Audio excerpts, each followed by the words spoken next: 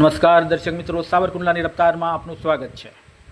આપ જે આ દ્રશ્ય જોઈ રહ્યા છો તે દ્રશ્ય અમરેલી જિલ્લાના સાવરકુંડલા શહેરમાં બની રહેલા એક આઇકોનિક રોડનું છે કે જ્યાં ભાજપ પક્ષના સત્તા પક્ષના લોકો અવારનવાર આ રોડનું ઉદાહરણ આપી અને લોકો સમક્ષ વિકાસની એક અનોખી તસવીર રજૂ કરે છે અને લોકોને મત આપવા માટેની અપીલ કરતા હોય છે। પરંતુ આ રોડ રસ્તાની અંદર બેફામ ભ્રષ્ટાચાર થઈ રહ્યો છે તે બાબતનું આ દ્રશ્ય સામે આજે ભાજપના સત્તા પક્ષના લોકો મૌન છે।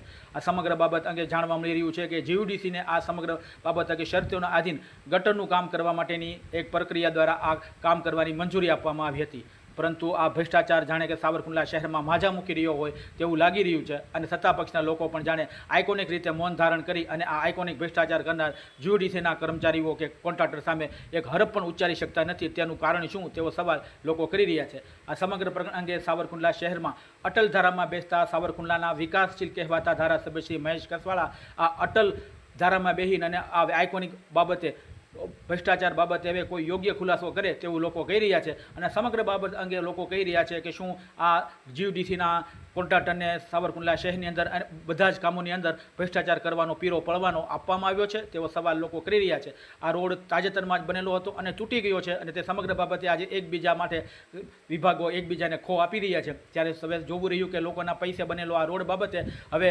ધારાસભ્યશ્રી કે સરકારમાંથી આ જીયુડીસીના કોન્ટ્રાક્ટર ભ્રષ્ટાચાર સામે હવે કોઈ યોગ્ય પગલાં ભરે છે તો આવનારો સમય કહેશે। પરંતુ એક વાત ચોક્કસ છે કે આ આઇકોનિક ભ્રષ્ટાચાર સામે હવે ધારાસભ્ય પણ આઇકોનિક રીતે મૌન ધારણ કરીને બેઠા હોય તેવું લાગી રહ્યું છે। તો આ બાબતે તેઓ યોગ્ય ખુલાસો કરે તે ખૂબ જ જરૂરથી હોવાનું પણ લોકો કહી રહ્યા છે।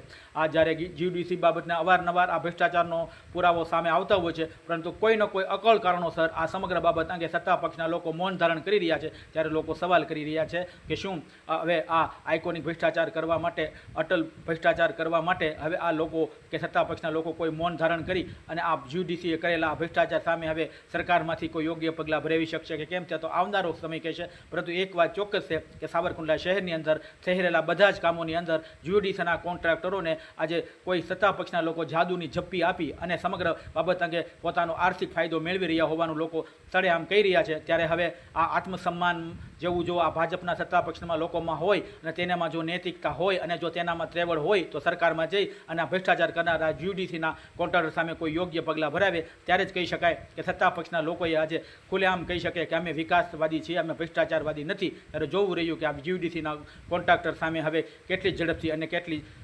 સમયમાં પગલાં ભરે છે તે તો આવનારો સમય કહેશે। પરંતુ એક વાત ચોક્કસ છે કે સાવરકુંડલા શહેરમાં બની રહેલા આઇકોનિક રોડની અંદર ભાજપનો આઇકોનિક ભ્રષ્ટાચાર ખુલ્લો પડી ગયો છે। Bureau report, Savarkundla રફતાર।